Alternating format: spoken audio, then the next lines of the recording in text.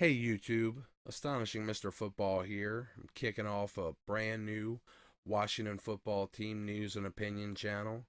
I've wanted to be a content creator for a long time, and I got some recent encouragement from a creator I respect a lot, and it really helped motivate me and push me over the edge to actually get out there and start a channel. And I was in a position where I could, so here goes nothing. Very opinionated about my team, and I put in a lot of time looking at the players that could help our team. I'm real big into the draft, so I thought I'd use this video. I thought we'd have a little fun. I'd use the mock draft scenario to kind of go over possible targets I like, and it's not going to be a realistic mock draft. It's kind of just going to be a way for me to get as many kind of little mini scouting reports out there as I can on players I like. Even if we end up with just a couple of these guys, I'll be thrilled. Some of them, I mean, there's some basis in it. Our team has talked to some of them, and some of them are just my guys I really like. I think would help the team. But here we go. Let's rock and roll. Starting out at 19, I want to trade out of this pick. Specifically, I want to trade with the Jaguars, who have two early second round picks. Now, I don't care if I put myself in a Seattle situation next year, because, I mean, first of all, this is just for pretend. But in real life, I don't think it would be a bad idea to trade away future picks, because this draft is deep and deep in talent in areas that drafts normally aren't. There's offensive linemen that are going to be sprinkled all the way into the fourth that have starting potential. There's wide receivers that are probably going to go all the way to the seventh. Like, there's everything but what we need. Like, linebacker kind of falls off a cliff at the very beginning of the third, but there's some really special guys up front. So yeah, here I'm gonna hit the ground running here. I'm gonna offer a trade to the Jags, and we're kind of lucky Jalen Waddle's setting here, so that might give him a reason to make it easier on me. But at 19, I'm gonna trade them. I'm gonna offer 19 next year's second and third for their 25th, 33rd, and 45th. And they painlessly accept it. Wow. In real life, we're going to have to give a bit more than that, but I do think we should be trying to acquire their 33rd and 45th. Just a lot of picks early would really help this team out. And we have players that we could possibly send their way, a tagged and traded sheriff. I mean, good interior offensive lineman could really help out with their young quarterback, keeping him safe, making sure he doesn't get burrowed. Or, Andrew Luck. Andrew Luck's career was kind of ruined by a weak offensive line. So just make sure that doesn't happen. They could take a Pro Bowl guy like Sheriff. And then they're also in the hunt for a box safety. And, Landon Collins, we really don't have any need for him, being that he doesn't want to get a linebacker. So, we could offer him too, even with some futures. They got plenty of cap room. Get them off our books and get some value out of them. But works for me. So we go back to 25. And at 25, I only go here because I'm pretty certain my guy's going to be here. At 25, for the second year in a row, and I think this is a very possible trade, because Ron's actually had something like 8 virtual meetings with the guy. He's my favorite player in the draft. Tulsa linebacker, defensive player of the year, Zaven Collins. He's got that throwback linebacker size with a modern skill set, instincts. He's a former quarterback, so he just knows how to read the quarterback, and he knows where the ball's going to go. And he gets there before he gets there, and he usually makes a play. He's got coverage skills that you usually see later on in an NFL guy's career. He's like a Bobby Wagner with Brian Urlacher size. This guy's legit. I mean, perfect piece for our defense. And he can pass rush from all levels of the field. He could get down on line and pass rush. He could be off the ball, shoot through the gaps, be in the backfield before they know what hit him. Just a great pick here. And so after that, like I said, I'm not worried about ending up like the Seahawks next year. So right now I'm going to trade our first round next year and a seventh. We'll just sweeten it up with the seventh for the Tampa Bay Buccaneers 32. Because everybody is all about trading up for quarterbacks, but they want to give away our entire future, I don't know, up to 6 years of it, to move up for Lance and Fields. That's not something I'm into, but I am willing to take a first this year for a first next year and grab a quarterback with a load of potential, Kellen Mond from Texas A&M. Kellen Mond's played 4 years in a pro-style offense. He's a fast processor. He's got a quick delivery, throws with anticipation. He reads defenses. He quickly works through his progressions. He's got NFL arm talent. And he's got high-end quarterback speed. Almost any other year, this guy is a top 10 pick. But there's just these crazy athletic freaks up top that are kind of clouding everybody's mind. And then you got these golden boy types up there too. You got Trevor Lawrence, who's just kind of been perfect for his whole career, but he's had a lot to work with. And then you got, I mean, Zach Wilson is special. Zach Wilson's got some seriously special Pat Mahomes type of weird off-schedule type playmaking, which is awesome. Justin Fields, I mean, that guy he's just a crazy athlete. I'm not the biggest fan because he hasn't had to run a pro-style offense. Same thing with Trey Lance. Like, Trey Lance, honestly, I mean, he looks like Logan Thomas to me. Like, I'm scared this guy, we trade 6 picks up and end up with a really good tight end in a couple years. I don't know, it's just too scary to me. 318 passing attempts. Not enough to bet my future on. But here, painlessly, Kellen Mond, who's got all this upside, but with all this proven track record.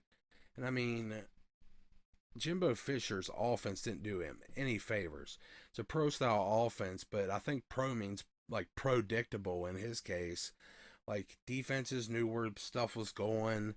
Kellen Mond just struggled constantly to, just kind of outplay the deficiencies of it. And I really think Kellen Mond's floor is somewhere around Dak Prescott. Like, that's how confident I am in this guy. And his ceiling is he's a more athletic, mobile Drew Brees. Like, he's that good of a processor. He's got a quick release. Like, I think this kid can be great, and he's a steal here. I took him here instead of at 33. I think he's going to go a lot earlier than people think. He's projected somewhere in the third, but that's not going to happen. So, I mean, it's even a possibility he goes before this with the Steelers pick at 24 or 26, whatever it is. But that's a possibility. There's little grumblings about it. Not many people are talking about it, but that's a possibility. And for us getting him here, we get the 5th-year option. I think we let him set a year behind Fitzmagic. Fitzmagic kind of loosens him up, gets him to cash in on those deep balls that he has all the ability to, but he hasn't had the players around to make yet. So, it gives him some confidence, builds him up. Then we let him loose next year, and I think he's ready to go. And then at 33, we luck out here. Alijah Vera-Tucker sitting here. I mean, played tackle, but he's projected as the best guard in the draft. I don't know why he slid here. I mean, Tevin Jenkins will be a more realistic possibility here if we're lucky. But either way, Alijah Vera-Tucker is a perfect replacement for Brandon Sheriff. He's he's got he's a great athlete, smooth and fluid into his sets. He's got awesome hands. Hey, pass rushers, come catch these hands. Like this guy's got great hands. He's a dog. Like perfect replacement. Like bye, Sheriff. And then we're back at 45. At 45, you know what? I'm going right back to linebacker. That's how bad the need is for the team. Want to make sure I get one of the few other good linebackers in the draft because not many that kind of fit our needs here. But at 45, Jabril Cox, LSU, 6'4", 233, kind of would be like the perfect will linebacker because he is the best coverage linebacker in the draft. Rangy, he's got all the tools. But I think with Zaven Collins there, we could have Zaven at Sam. I mean, Zaven, it could be a perfect Mike linebacker as well, but I think we can move him to Sam, and we could have Jabril and the Mike. He could be like a Deion Jones or Fred Warner type linebacker. I think, like I said, Jabril Cox, best coverage guy in the draft at the linebacker position. Then our 51st pick, Steelers want to trade back. They want to give us something crazy here. We're just going back 4 picks from 51, 55 to, then we're also picking up 87 and 123. So we're back at 55 and going safety here. Andre Cisco. This kid's just a ball hawk. He's not projected as a free safety, which is what we need. But I think he's got all the speed and athleticism to play it. He just, he bites on a lot. It's not real disciplined, so a lot of people are like, hey, don't put him back there. But I think we could coach him up because he's got all this God-given playmaking ability. I mean, this kid is a ball hawk. So we put him back there, and just with our pass rush, with all the mistakes quarterbacks make, especially we got the linebacker level locked down with 2 great coverage guys so far. Put this guy farther back, and he could just be back there snatching balls out of the air. So he'll just kind of be like an icing on the cake kind of player. Just a good playmaker. That's what you add when everything else is so solid. You just add some playmakers. Then we're back at 72, our first pick in the 3rd round. What are we, already 5 picks in? It's crazy. It could happen, but really crazy. Here at 72, a lot of people would possibly want to go Brevin Jordan here. Not a fan of Brevin Jordan. I think Brevin Jordan's more of a jumbo wide receiver. Not a big fan. I think there'll be better value at tight end later. But I originally had the guy that I'm going to take here graded here before his pro day when he's getting 1st round hype now after his pro day. I'm going to stick to my 3rd round grade. He's still there in every sim that I've ran. I don't know if they haven't updated it PFF or not, but Jamin Davis is still there, and it just gives me an opportunity to talk about Jamin Davis. He's long and he's fast. He's got long arms, he's tall, he's fast, he's perfect size for a linebacker.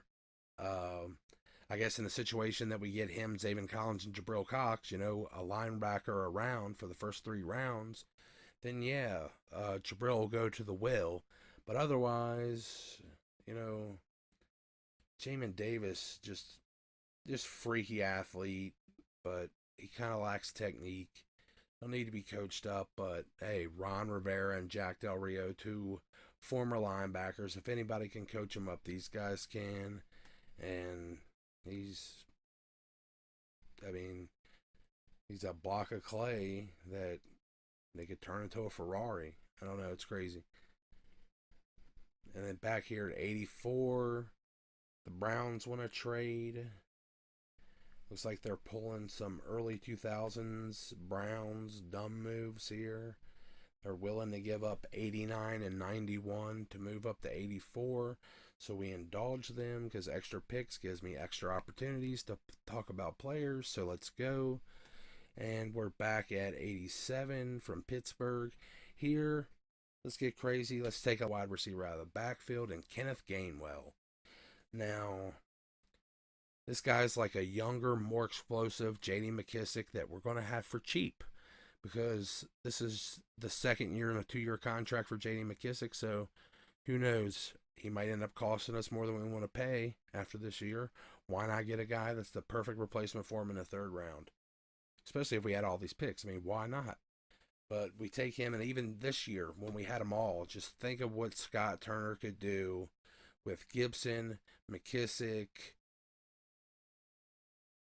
Gainwell, Curtis Samuel, and even, hopefully, Bryce Love in the backfield. Like, that could be insane. Defenses will be giving them such crazy looks, they don't know what's going on. Just, this guy is just an offensive weapon. Like, you can't call him a running back. You don't call him a wide receiver. Nowadays, these guys are just offensive weapons. And he's one of the best in the draft. Him and Demetric Felton. They're both kind of that same awesome player. And then we're back here with the first of the Browns picks. They trade us at 89. And I'm going to go here for my favorite guard in the class, Kendrick Green. He's a former 4-star recruit at defensive tackle. This kid's also a wrestler, but now he's an offensive guard, and he's a nasty offensive guard. This kid's a mauler. He bursts into his stance. He's powerful. There's plays of him throwing around some pretty good pass rushers last year. He's. I really like this kid. He's got a lot of potential. Match him with Alijah Vera-Tucker on either side of Chase Roullier, and we don't even miss Sheriff, honestly. We can move on with our lives. Thanks for your play, Brandon. I wish we could have got a full 16 out of you one of those years. But back here at 91, the second pick from the Browns. And I want to go cornerback. There's a lot of great guys still on the board. Tay Gowan, who's kind of like Mr. Mystery upside. Kelvin Joseph, Mr. Possible Dark Side. I mean, how bad is whatever he did to get suspended from that LSU game that his teammates shot a guy, albeit in self-defense, and they were allowed to play and he wasn't. It's scary to think about. Scary enough to keep me away. But Rashad Baldgoose is here. Man, everybody's real late on his tape. Now he's kind of like inching his way back up boards when people see how good he is. Then we got Ben St. Juste. Man, this guy, to me, he's like it's like a low rent JC Horn. I don't know. I think he's a little better though because he'll have less pass interference penalties in the NFL. 6'4". He's kind of a monster. Like Ben St. Juste, man. And then Greedy Williams, his older brother. Man, Rodarius Williams, they should have called him Sticky Williams, man. This guy reminds me of Carlos Rogers. Washington fans, if you remember Carlos Rogers, like Rodarius Williams reminds me of him. Player we'd love to have, but, we just signed William Jackson. We don't really need like a press man guy. What I want on the other side of the field is a playmaker so that Fuller can go back to the slot. I really wanted J.C. Jackson in free agency, but we didn't get him. But so here, I want to take a guy that's just a playmaker. So I take Paulson Adebo from Stanford. He's sitting here. Smooth hips, can change direction with wide receivers pretty seamlessly. And this guy, he's a ball hawk too. Just like Cisco, only at the corner position. He's a ball hawk. So with our defensive line just putting massive pressure on quarterbacks and them having to throw over the linebacker level because it's so vicious now with what we've drafted, they're going to be throwing up prayers down the field, and we're going to have these two duck hunters down there just quack, quack, just taking them out. And yeah, these two guys deep down the field. Has anybody ever got more interceptions than sacks? Is that a thing? Can we do that? I think we could do that. That'd be nuts. Like 48 sacks on the year and 52 interceptions. Yeah, I'm just being crazy, but wow. Like, I feel good about that. And then at 124, I knew this would happen. The value here. That's why I passed on Pat and Jordan earlier. Other than, I don't really like Jordan. Pat, I'd love to have Pat, but there was offensive lineman to be had. But here at 124, bulldozer tight end, Tommy Tremble, old double T.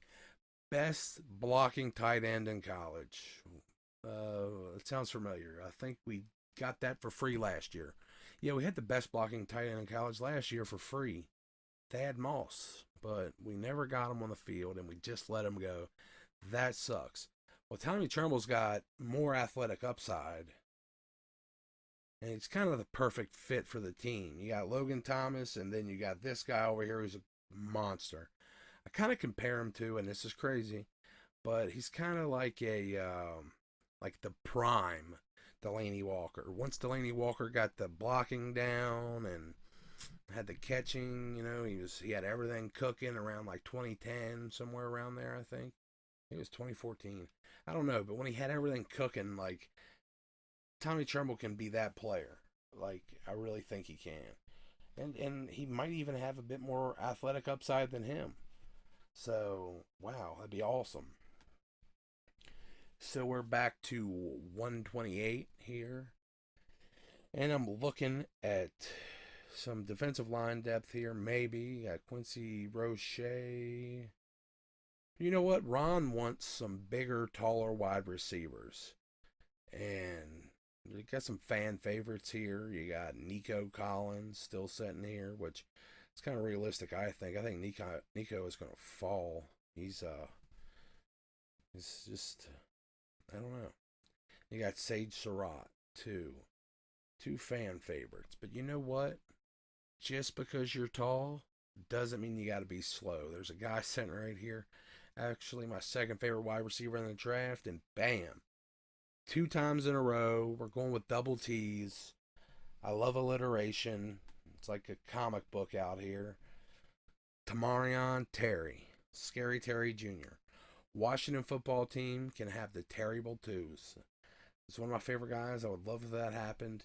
It's great value here. Like, I'm not saying this guy's Randy Moss, but I've never seen him and Randy Moss at the same place at the same time. Now, he's got some Randy Moss traits. This guy, he's 6'3". He's got long arms.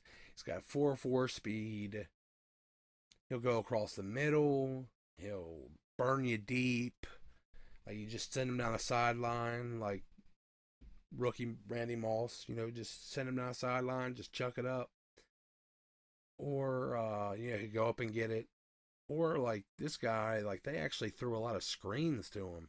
And he would break out chunks of yards. Like, he's fallen because he got hurt. And then he came back and tried to play hurt. And had a crappy early start to the season before he just was like, you know what, man? I'm going to go ahead and opt out so that I can get ready for the draft. I don't hurt myself anymore. But people have really dropped them down boards over that. I think if this guy came out like last year or something, he would have went early. But, what have you done for me lately kind of stuff. We get talent like this at pick 128, was it? Yeah, 128. Wow. But, yeah, I think he could be there IRL. So we're back at 163, and we're going to go for another one of my guys. I know we got Jamin Davis. I mean, he was there in the simulator. I don't think he'd be there in real life. I just wanted an opportunity to talk about Jamin Davis, really. But here is my draft crush.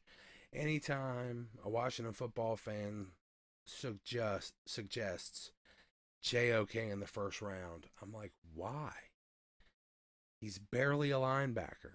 He's 6'1", 212 pounds. Sure, he's packed on, enough weight to make a weigh-in at a pro day, but he didn't run. That means that he put that weight on and didn't feel comfortable running the 40. He knew that that weight was just for show so that he would look like he's big enough to play linebacker. And he knew better than to run the 4.840 that weight was going to cause him to run. But here we got Jacoby Stevens. This guy was recruited to LSU as a wide receiver. And LSU is wide receiver U, if y'all haven't been paying attention. So this guy's an athlete at the very least. Well, he got there and he's like, you know what, dude, you want to get on the field? Sorry, we got like 35 wide receivers here that are all going to be first round picks, but hey, you want to play safety? So he's like, yeah, I'll play safety, whatever. He's 6'2", 233 pounds. So Jacoby Stevens converted to a safety, but he's at linebacker size. I mean, 6'2", 233, that's an NFL linebacker. And he ran a 4.540 at his pro day, but he had a 42-inch vertical and a 9.91 relative athletic score. Like, that's nuts. Like, people were saying he couldn't play free safety, and he's adamant that he can, but why bother? This guy is will linebacker written all over him. He's going to be amazing. Like, his coverage ability is just insane. Like, I've got some crazy comps for this guy. Like, I mean, the easiest one is JeremyChinn. Like, okay, this guy, at the very least, I think gives you, if JOK is Isaiah Simmons minus 30 pounds, then this guy is JeremyChinn. Jacoby Stevens is a JeremyChinn to JOK's Isaiah Simmons. One of those guys worked out, and one of those guys hasn't worked out yet. But Jacoby also has some crazy downfield coverage. And my other comp for him that people are going to tell me to get lost over is Derwin James. Like, this guy makes plays downfield. Like, he's got the all over the field versatility of Derwin James. At 6'2", 233. So, special athlete, would really complete the linebacking core. I think he's realistic over actually getting Jamin Davis. So if we went hard in the paint, went linebacker first and second with Zaven and Jabril, we could get Jabril's teammate, Jacoby Stevens, in the 4th, 5th round. And then moving on to the 7th round, finally. Woo! 7th round, we're going to take advantage of that wide receiver depth in the class again. And we're also going to take advantage of, hey, I kind of like Memphis guys. It's crazy, right? Out of nowhere. So we're going to take Damonte Coxie, wide receiver from Memphis. Okay, he's another 6'3" speedster. He's just thinner than Tamorrion Terry. He's like the same height. They're like kind of the same guy, except Tamorrion Terry's a little more, you know, a little thicker, more across the middle kind of guy. But Coxie is not scared to go up and get it. Like, and when he does come down, he's gone. I don't think he has quite that top end of Terry, but either way, these guys are definitely like he's the final nail in Cam Sims' coffin, I think.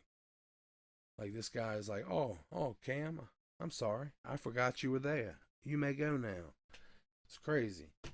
But that's how deep the wide receiver class is, that talented people like this are going to be all through the 7th round. And here at 246, here's another one. You know what? I'm committing to the bit.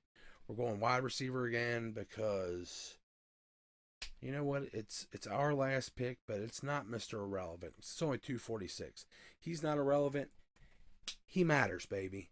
And it's Josh Imatorbhebhe from Illinois. Josh Imatorbhebhe.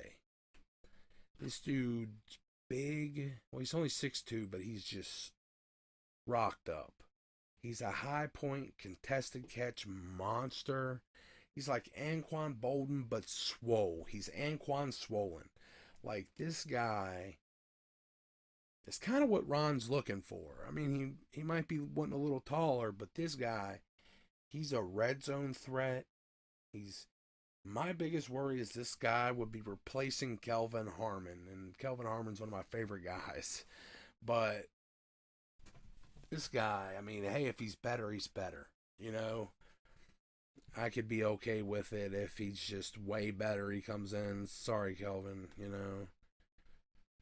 He's been tainted by Dwayne Haskins. But yeah, he'd be a baller in the 7th round. Just man, like this guy is. He's another guy that had a great pro day, but he hasn't got the hype that everybody else got after. Like, yeah, I think he had a crazy vertical. He went hard in the bench press, like shows how really strong he is. And then he had a pretty good 40. So yeah, I mean that's an easy pick there. I got a couple bonus possible undrafted free agents. I mean, possibly Pro Wells from TCU, tight end they're all tight ends, by the way, and one running back, I'm sorry. But Pro Wells from TCU is a guy that would be, if he goes undrafted, it'd be great to give him a call. 6'4", 250 pounds. He's kind of a prototypical tight end. He's got a big catch radius. He's a good contested catcher. He's got a little speed to get through routes, and he kind of reminds me, if anybody remembers Dennis Pitta from the Ravens. He was there. He was pretty important in their last Super Bowl run, but then he ended up getting hurt. He hurt his hip. He ended up calling it a career pretty early, but he had a really good couple seasons. And I swear I'm not there. I'm not comparing them just because I've seen them both play in black and purple jerseys. I swear that's not it. They're just kind of like the same body style, like same kind of. I mean, a lot of tight ends are like that, but this guy's kind of that role. Like fits it kind of good. Could be great value. I mean, I'd rather take this guy in the 7th round if I had to spend a pick on him than spend a 3rd round or earlier on Brevin Jordan. That's just my opinion. I mean, it's better value to me. Then there's a Division II guy that I've had my eye on. He's actually from Rockville, Maryland originally, which, it's kind of local to the Washington football team. But he plays at Notre Dame of Ohio, Division II. His name's Zaire Mitchell. He's 6'7", 260 pounds at tight end.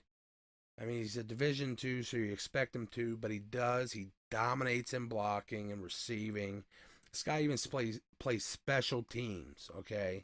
So Ron would love this guy. He's got special team value. He blocks kicks.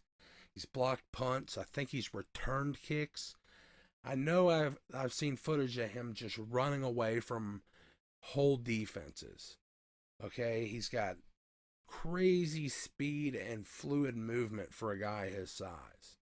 I mean, he could be like, I'm not going to say Gronkowski, like, that's crazy. But, he's kind of like a stronger Jimmy Graham, which is even crazier now that I'm saying it. But, like, you know what? At the worst, just let this guy pack on like 100 pounds and make him like a Brian Waters or a Lane Johnson. Convert him to a crazy athletic left tackle or right tackle or something. No, seriously, but this guy, he could be like an insane like gem, diamond in the rough. And then the other one I'm kind of interested in is Sammis Reyes.